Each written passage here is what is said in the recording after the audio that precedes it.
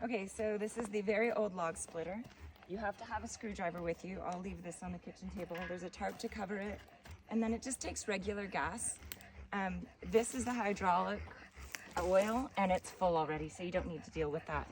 And at some point, I'll send you a picture with where the oil reservoir is. I don't know where it is, but David will show me. Anyway, this is the carburetor. You shouldn't need to mess with that. Underneath it, there's the choke. You have to pull it out to start it, and then it'll suck back in every time you release it. And then a pull cord's here, and it's really a pain to start. Because I literally just pulled it 20 times to start it. The kill switch is broken, so you have to take the screwdriver.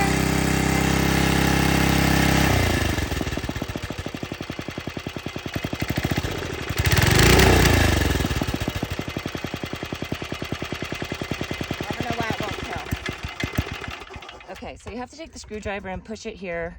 There's a kill switch which is missing, and so I had to push that then, and then I had to kind of move that back and forth. I think what it is you have to get this little thing right here to touch right here. So I was pushing like this, but I think if we do that, it'll work. I want to show you one other thing here. Earlier this morning when I first... Oh, by the way, this is where you get the fuel in, and I've moved this, so it's a pain.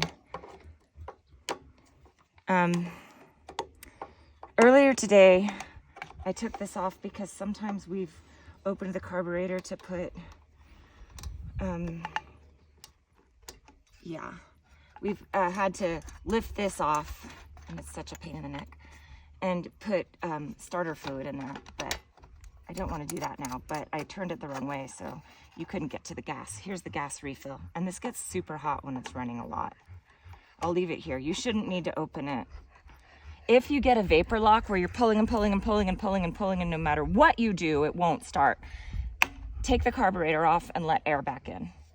Okay, so this is what I had to do earlier today, because this is the open choke, and it keeps closing, so I shoved that under there. And then when I pulled it like 20 times in a row, because it was getting to be a pain, because each time you pull it, it wants to suck in like that. And when you have to redo it like that and pull it every time, it's a pain. So I just kind of held this in here to leave it like that while I started.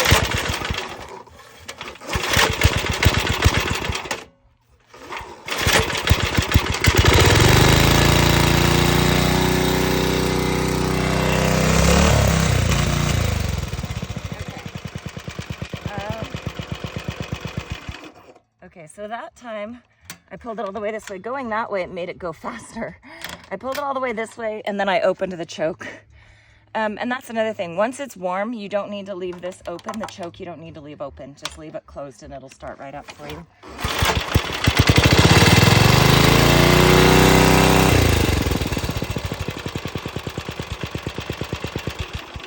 Okay, so it's a two-step process for me today. Pulling it this way as far as it'll go and opening the choke.